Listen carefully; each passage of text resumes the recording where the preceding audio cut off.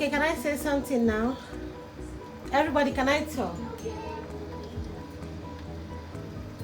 Hi guys, welcome to my channel.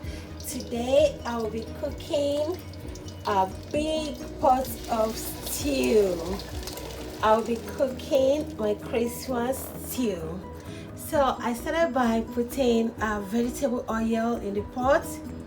After that, I put in the onions, and now I just poured in the tomato, and I still have more tomato. So it's gonna be a big stew, Christmas stew.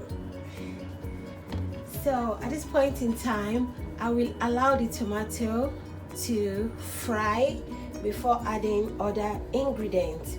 So this is going to be a quick way to make big pot of stew. So friends, keep watching.